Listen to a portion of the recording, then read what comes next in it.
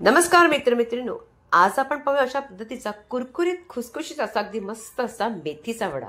हा मेथीचा वडा आहे ना, बनवायला 10 मिनिटं सुद्धा लागत नाही, झटपट बनतो। घरात जर पाहुणे आले असतील तर पटकन बनवून तुम्ही अशा पद्धतीने बनवून देऊ शकता। मुलं सुद्धा अगदी आवडीने खातील, कारण का हा मेथीचा वडा जराही कडू लागत नाही। तर चला, जास्त आणखीन काही न बोलता पटकन रेसिपीला सुरुवात करूया। सगळ्यात अगोदर काय करायचं, एक वाटी घ्यायची, आपण पोहे स्वच्छ धुवून याला आपण भिजून ठेवायचे 5 मिनिटं। आता अशा पद्धतीने भिजून ठेवले म्हणजे अगदी जास्त पाणी असता कामा नये। इथे घेतलं एक वाटी मोठीशी मेथी। मेथी स्वच्छ धुवून घ्यायची आणि नंतर जर मेथीला देठ नसतील ना तर तुम्ही या पानं फक्त हाताने जरी चुरून घातली तरी चालेल, पण इथे माझ्या मेथीला थोडेसे मी देठ ठेवलेत म्हणून अशा पद्धतीने अगदी मोठे मोठे असं त्याला कापून घ्यायचं। जास्त बारीक नाही केलं तरी चालेल। आता सगळी ते मेथी अशाच पद्धतीने कापून घेऊया। आता मेथी झाली, आता पटकन आपण हे सगळं मिश्रण अगदी मिक्स करायचं। तर काय करायचं, एखादं भांडं मोठंसं वाडगा घ्यायचा, त्याच्यामध्ये अगोदर हा पोहे जे आपण भिजवलेले आहेत ते घालायचे। ह्याच्यात बघा पोह्यामध्ये जराही पाणी नाहीये, अशाच पद्धतीचे घ्यायचे।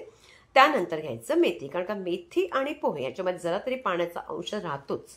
तर इथे नंतर आपण घेणार आहोत कांदा, एखादा छोटासा घ्यायचा, अगदी लांबसर असा कापायचा आणि त्याला आपण बाजूला ठेवा। त्याच्यात एक छानसा मसाला बनवूया। सगळ्यात अगोदर काय घ्यायचं, मिक्सरच्या भांड्यामध्ये आपण घ्यायचं, इथे आल्याचा तुकडा टाकायचा, 1 इंच असा आल्याचा तुकडा, 5-6 अशा लसणाच्या पाकळ्या टाका आणि त्याचबरोबर हिरव्या मिरच्या, तिखट हवं असेल तर जास्त टाका। नंतर टाकायचं जिरं आणि थोडंसं धणे। नंतर हे सगळा मसाला आपण वाटून घ्यायचा।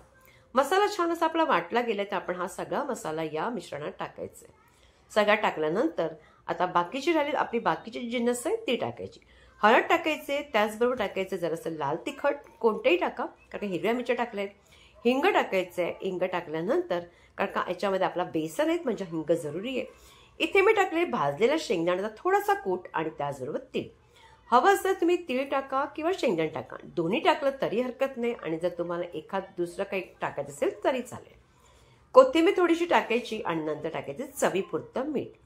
आता हे सगळं झाल्यानंतर त्याच्यावरती सगळ्यात महत्त्वाचं म्हणजे ना, आमचूर पावडर असं टाका, नाही तर चाट मसाला। मी इथे चाट मसाला टाकला 1 चमचा।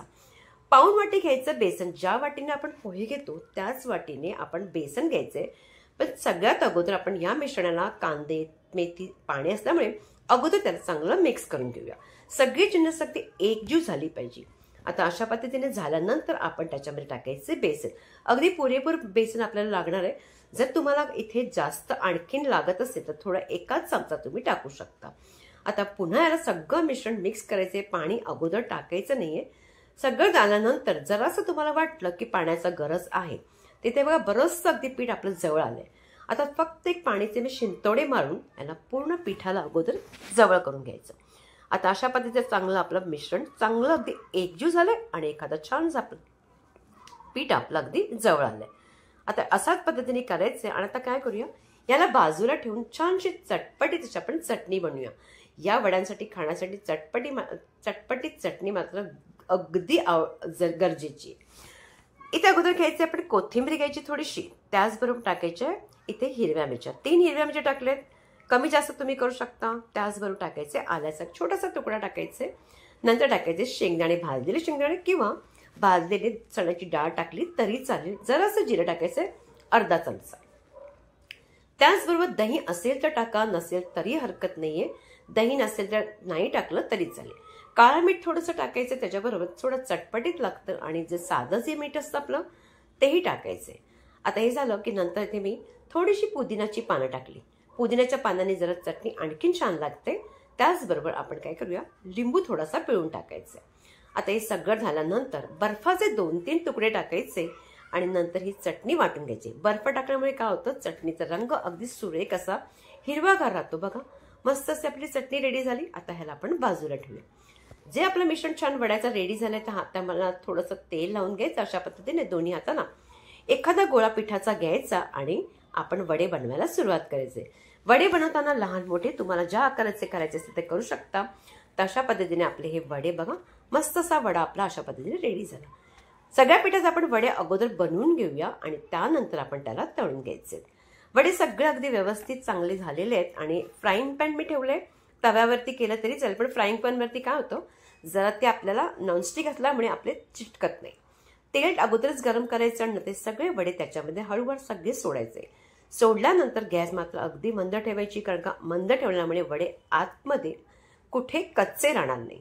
जराही कच्चे राहू नये म्हणून आपण अशा पद्धतीने त्याला आपण उलटसुलट करायचे 1-2 मिनिटाने.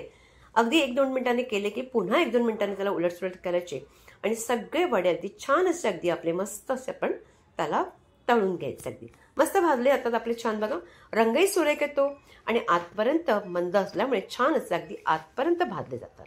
आता हे सगळे वडे आपले छान असे रेडी झालेत. आता वडे रेडी झाल्यानंतर आपण सगळे वडे अगदी काढूया. काढण्यासाठी मी अगोदर सॉस आणि एक लाल चटणी सुद्धा बनवलेली तीही ठेवली आणि त्याचबरोबर आपली जी हिरवीगार मस्त कोथिंबीर आणि पुदिनाची चटणी. बघा आपले वडे सुद्धा छान असे रेडी झालेत. आता हे वडे तुम्हाला तोडूनही दाखवते. आतमध्ये सुद्धा जराही कच्चे राहिलेले नाहीत. अगदी आतमध्ये छान असे अगदी मस्त भाजले गेलेत. अशा पद्धतीने नक्की करून बघा. जराही वेळ लागत नाही. फक्त आपण मेथी अगोदर तोडून ठेवायची. छान सगळी झटपट बनतात. 10 मिनिटं सुद्धा लागत नाही. कशी वाटली रेसिपी? आवडली का? आवडल्यास जास्तीत जास्त लाईक करायचे, प्रत्येकांकडे शेअर करायचे, शॉर्ट व्हिडिओ पाहायला विसरायचं नाही आणि पुन्हा भेटायचे आपण एका छानशा रेसिपी बरोबर.